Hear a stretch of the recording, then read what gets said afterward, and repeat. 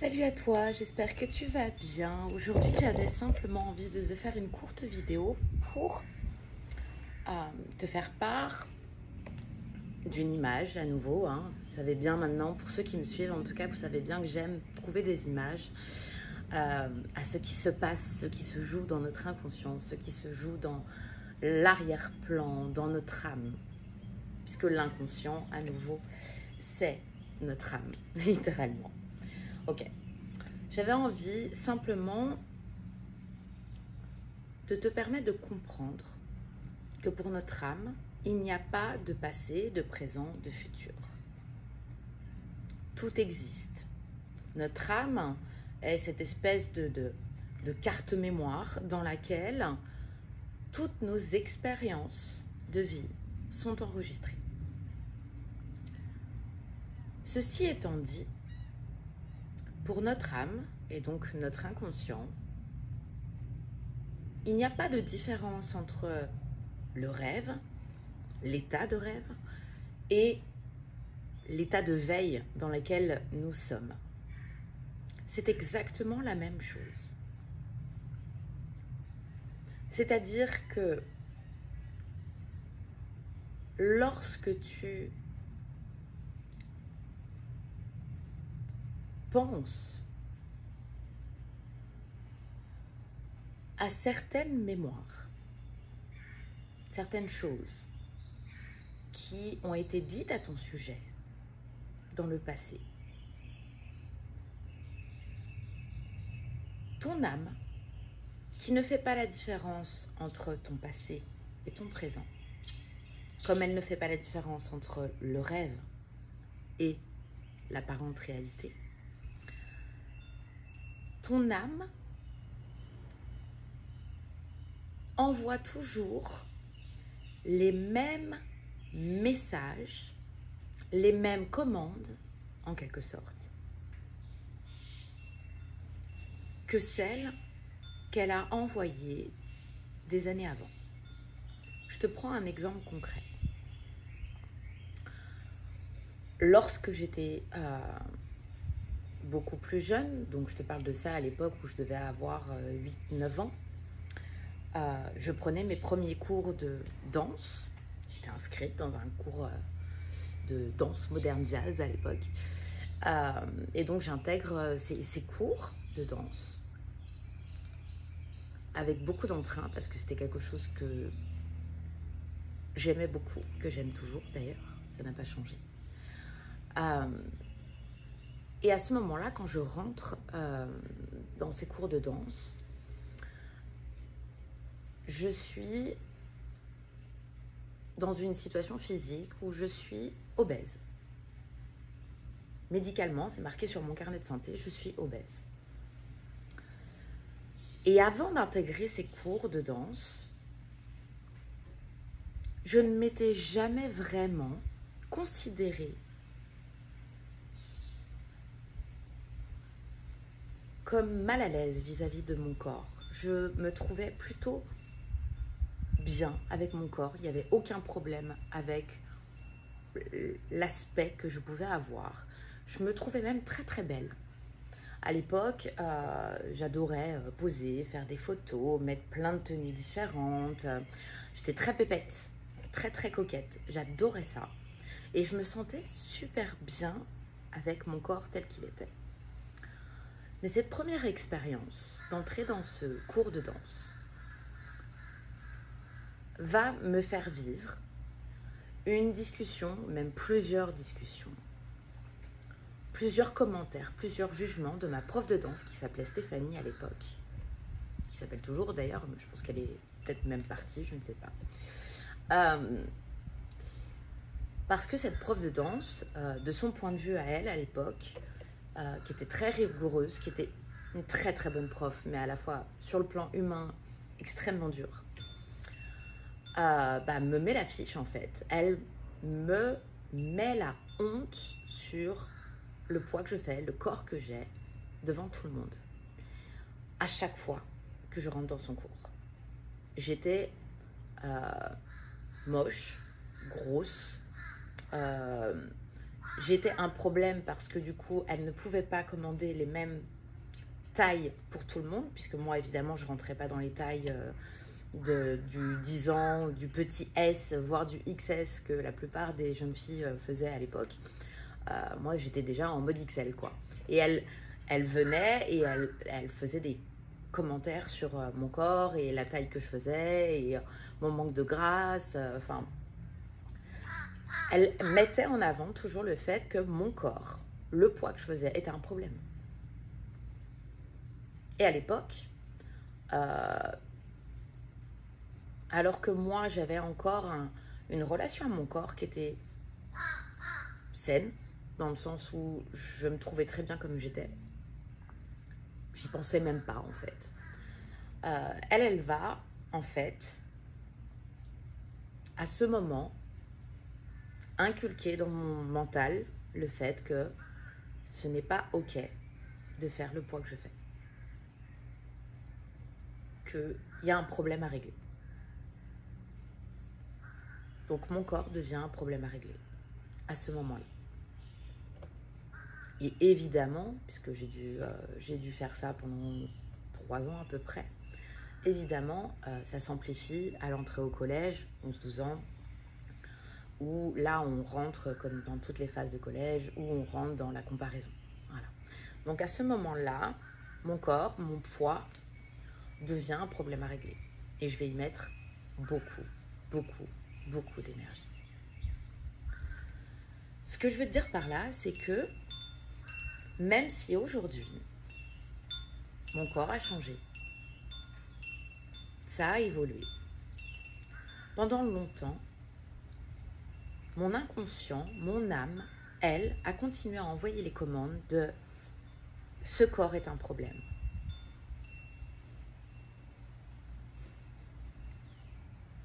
Ce corps est honteux. Ce corps est à pointer du doigt. Ce corps est moche. Ce corps ne mérite pas d'être vu, d'être mis sur scène. Faut le cacher. Parce que ça la fout mal d'avoir une gamine qui fait 10 fois le poids des autres. Évidemment, j'extrapole. Mais ça la fout mal pour l'ensemble. Donc c'est la première personne qui littéralement a déclenché dans mon inconscient la croyance que j'étais, parce que votre inconscient fait des des grosses ramifications, hein, faut comprendre ça, que ma présence, mon allure, mon corps était quelque chose à cacher.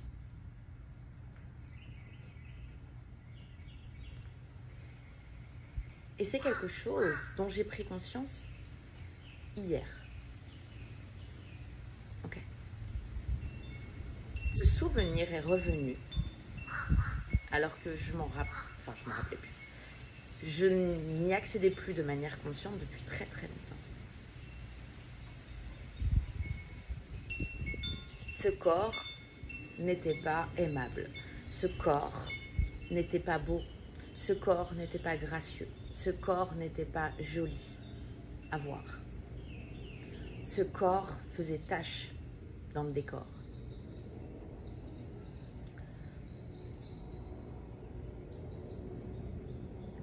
Et ce genre de choses, tant que c'est pas conscient, c'est-à-dire tant que c'est pas passé de l'âme à l'esprit, eh bien, dans le background, il n'y a pas de différence.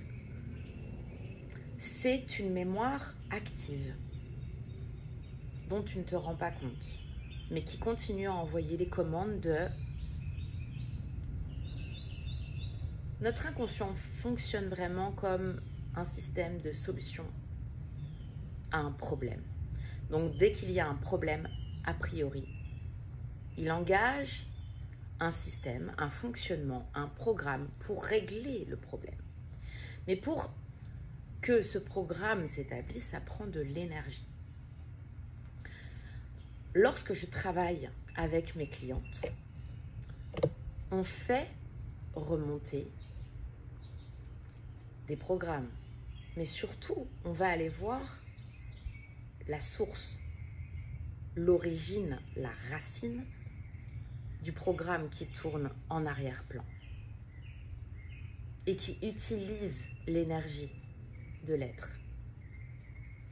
Une fois qu'on a trouvé cette racine et qu'on se rend compte que cette racine, comme le passé, comme n'importe quel rêve, fait partie de la théorie. Ça se dissout automatiquement. Parce que ton esprit, ta conscience donc, va observer ça et juste faire un shift, un tri en fait. Donc, il va arrêter de faire tourner ce programme dans le bac. Et donc, puisque ce programme n'est plus utilisé, il faut voir ça comme une application en fait. Vous avez sur votre téléphone que si vous avez plein d'applications qui sont ouvertes alors que vous êtes en train d'utiliser votre téléphone, bah, ça consomme de l'énergie, ça consomme de la batterie. Eh bien, il faut comprendre que c'est la même chose pour l'être humain. Ce qu'il y a en conscience, c'est l'écran sur lequel vous êtes fixé. Mais derrière, il y a plein de programmes qui sont en permanence en train de tourner, qui utilisent l'énergie. Et c'est pour ça que vous vous retrouvez souvent étonné parce que c'est lent. Vous êtes sur votre écran affiché, en train d'utiliser une application, et vous êtes là en train d'essayer de comprendre pourquoi c'est si lent à se manifester. Et parce qu'en réalité, derrière, il y a 30, 40, 50 programmes qui sont toujours actifs et qui consomment ton énergie. Et donc, tu pourras essayer tout ce que tu veux de manière consciente. Tant que ces programmes ne sont pas clos, c'est-à-dire plus actifs, tu ne pourras pas avoir accès à ta totale énergie. Donc, à la rapidité de manifestation de tes envies. Tu me suis? Sauf vraiment dans des cas particuliers. Et c'est pour ça que je parle de cet exemple. C'est que dans la réalité des faits, le jour où mon corps s'est transformé, ça s'est fait en 2 étapes. La première des étapes a été le jour où quelqu'un dans ma vie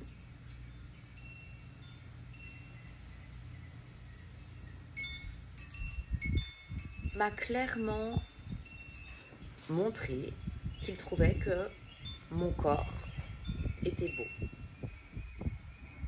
Donc il y a eu un premier déblocage à ce moment-là. Et à cette époque, j'étais toujours sous régime, à faire du sport, à faire plein d'efforts pour perdre 5 kilos. Enfin, c'était l'enfer. Vraiment, c'était l'enfer. Quelle que soit mon alimentation, je ne perdais pas 1 gramme. Et à partir du moment où j'ai commencé à mettre cette attention sur quelque chose d'autre, à savoir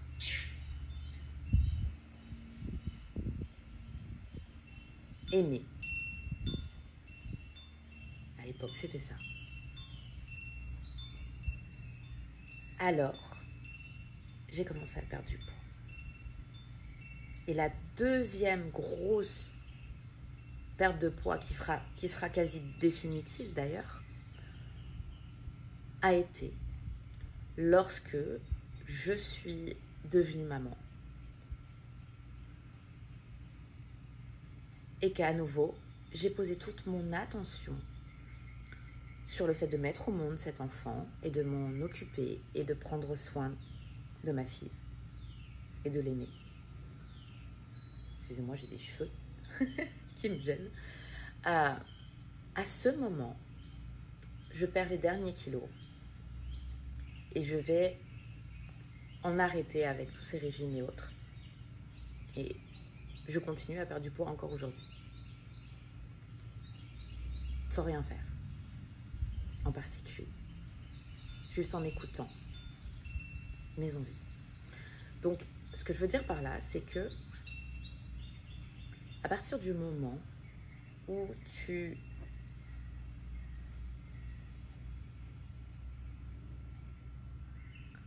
défocus ton attention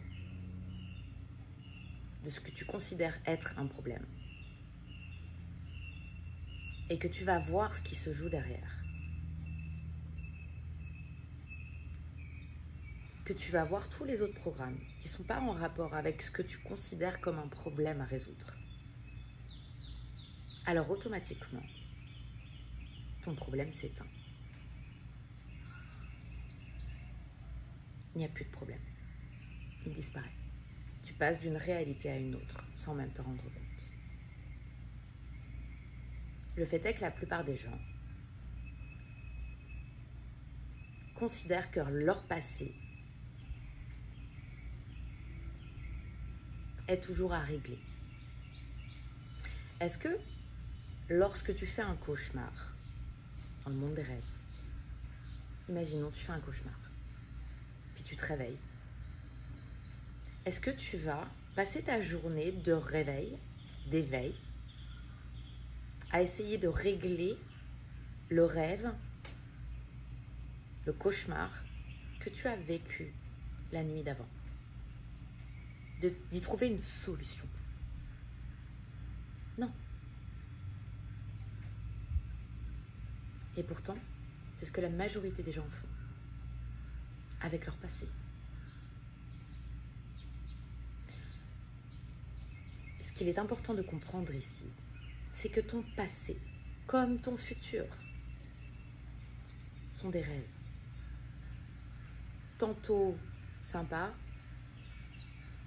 là on parle plus du futur en général, tantôt super dur.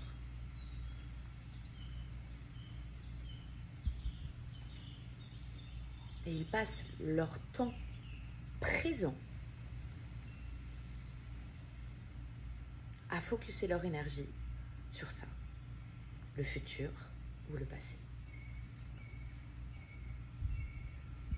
Et ton énergie, elle a une certaine limite.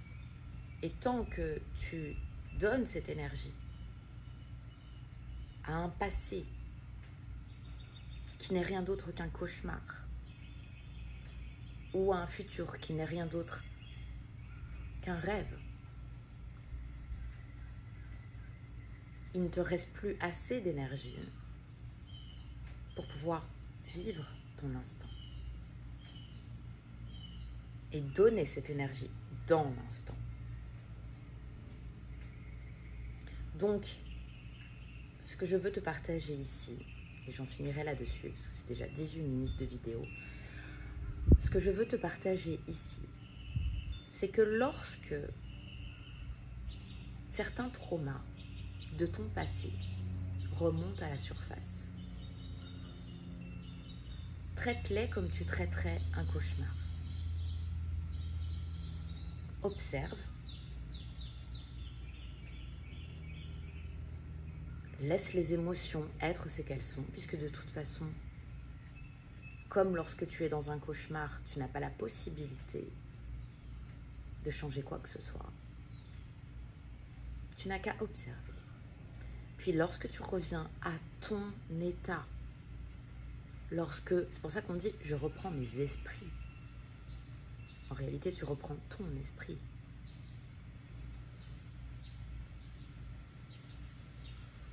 Alors tu peux simplement accepter que c'était un cauchemar, que c'était quelque chose qui existe sur un autre plan. On n'est pas là dans le déni, bien au contraire, plutôt dans l'observation. Une fois que tu es sorti de l'émotionnel du rêve, plutôt dans l'observation. Ah, tiens, c'est là. Mon âme me fait remonter un programme une information. Ok. Point.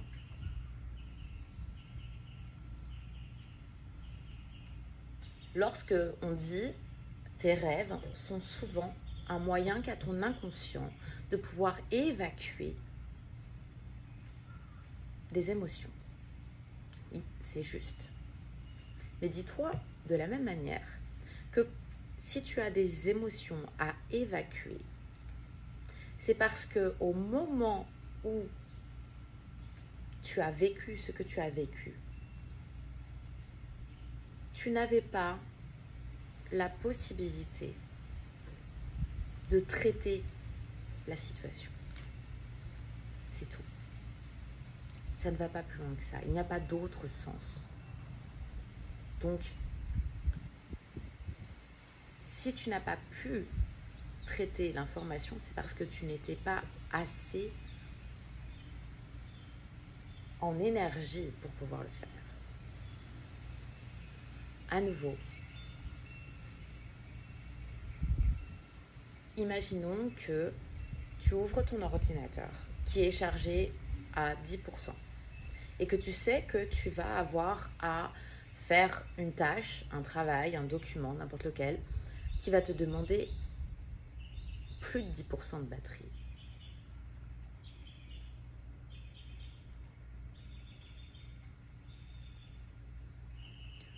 Tout ce qui n'a pas été fait parce que tu n'avais que 10% de batterie va devoir être fait, traité plus tard, lorsque tu récupères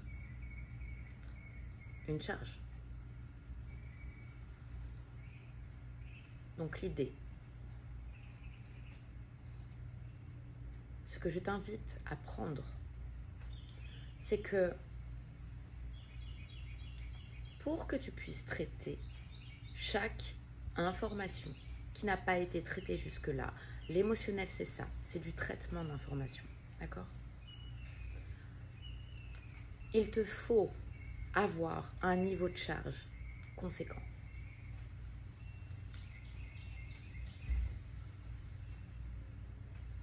Et ça ne te demande pas de décaler à chaque fois. Ce que ça te demande, et c'est ton seul réel travail dans cette vie, c'est de nourrir ton humain pour qu'il soit quasi en permanence à 100% de charge et pas à 10%. Pour que son énergie soit toujours à ce niveau-là. Lorsque tu atteins un niveau énergétique conséquent, ce qu'on appelle la montée en fréquence, la montée en vibration, peu importe, c'est toujours à ce moment-là que tu vas avoir un paquet énorme de ce qu'on appelle les traumas qui vont remonter. Parce que c'est du travail en attente qui revient directement dès que tu as suffisamment de charge et qui va devoir être traité pour que tu puisses passer à autre chose. Donc, quel que soit l'objectif que tu as quand tu vas ouvrir les yeux, considérer l'humain, le corps, comme presque un robot, une intelligence artificielle. Si ce n'est qu'elle n'est pas artificielle, mais c'est une intelligence. Il est important de savoir comment charger son humain pour pouvoir permettre à cet humain d'être tout le temps capable de traiter les informations. C'est ça qui fera la différence dans ta vie. Le traitement d'informations.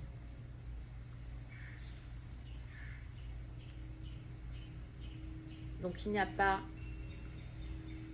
de changement, il n'y a pas de réalisation et de manifestation sans passer par le traitement des tâches qui ont été ouvertes des années avant.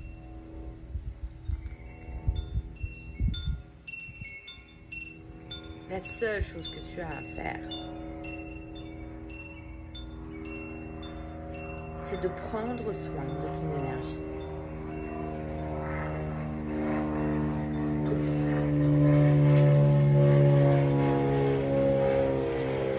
De ne pas laisser ton humain se décharger. De ne pas laisser les pages en arrière-plan. De les fermer quand c'est nécessaire. Le fonctionnement de l'âme humaine est réellement quelque chose d'ultra perfectionné. Aujourd'hui, on voit l'âme sous un aspect spirituel et religieux parce qu'à l'époque où les philosophes de ce monde ont commencé à essayer de définir ce qu'est l'âme, ce qu'est l'esprit, leur seul environnement et point de repère était la religion et la spiritualité. Voilà pourquoi on parle de l'âme comme une espèce de souffle de vie. Je t'invite à faire cette image. Tu sais, ce petit bruit que fait ton ordinateur lorsque tu l'ouvres, lorsque tu l'allumes. Il y a toujours un petit bruit. C'est ça, le souffle de vie. Le premier cri. L'âme est la carte mère. L'âme est une carte mémoire. Et elle a existé avant même que cet ordinateur soit fonctionnel. Et lorsque tu te connectes à tes autres expériences, tout ça, c'est parce que tu te connectes à ta carte mémoire. Tout est inscrit. Tout. Depuis le début de l'humanité. Donc c'est vraiment important de prendre conscience que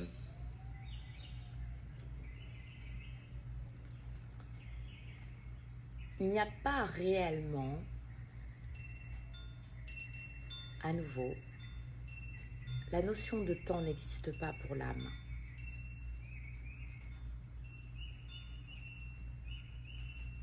La notion de réel n'existe pas pour l'âme. Il n'y a que de l'information et des programmes. C'est tout. Et c'est le travail que je fais littéralement avec les personnes qui viennent me consulter. Parce que la plupart de mes clientes viennent avec une intention de vouloir accroître leur chiffre d'affaires ou avoir une meilleure relation de couple ou avoir des changements d'ordre physique ou voilà, ils ont des objectifs concrets dans leur vie, tangibles.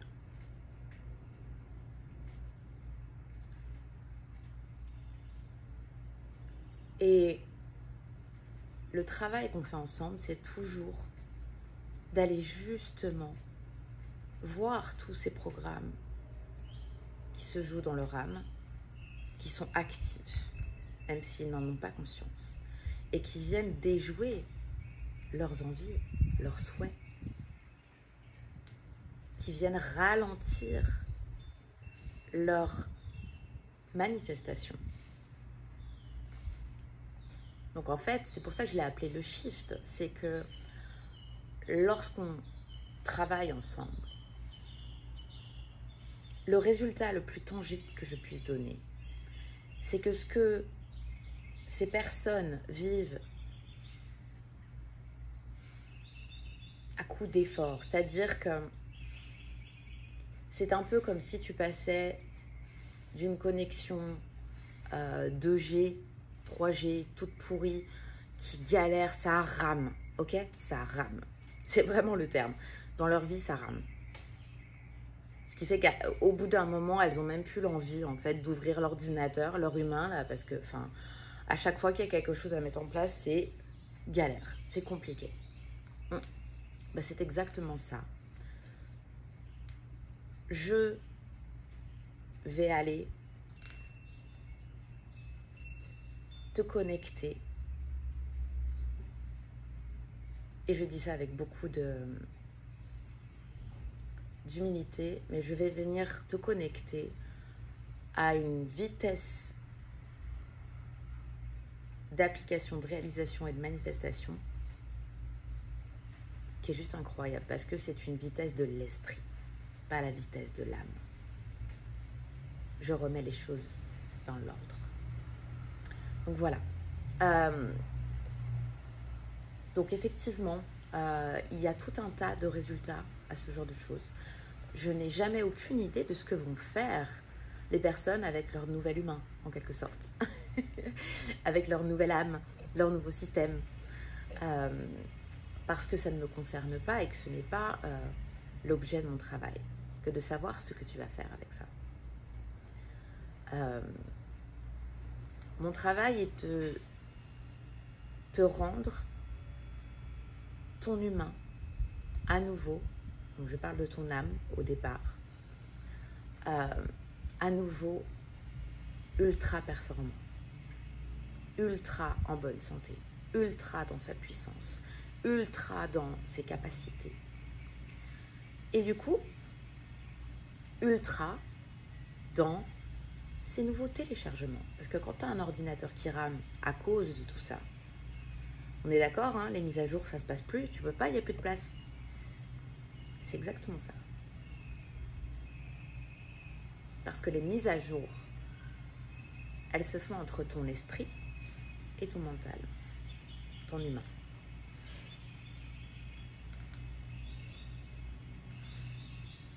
Et accéder à aux mises à jour et aux transformations de l'esprit, c'est normalement l'état naturel de chaque humain. Nous sommes tous nés avec cette connexion.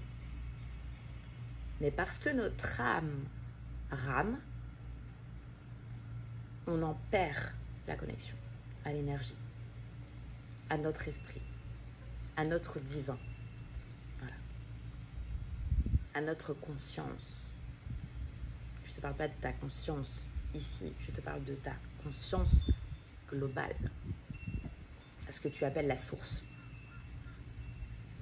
Donc, voilà pour cette petite vidéo de 30 minutes, pas petite du tout, mais j'avais vraiment envie d'aborder tous ces aspects-là aujourd'hui. On en parlera certainement plus dans la vidéo avec Valérie demain. Donc, je serai en live demain avec Valérie, donc c'est de mémoire 15h30, heure USA, 21h30 pour vous en France. Donc, vous pouvez aller voir, c'est sur le profil de Valérie Descoubet. Et on se retrouve mercredi, toujours même heure, 15h30, 21h30, 15h30 USA, 21h30 en France, pour un live justement sur ce qui se joue dans ton âme. Je vous embrasse très fort, je vous souhaite une excellente journée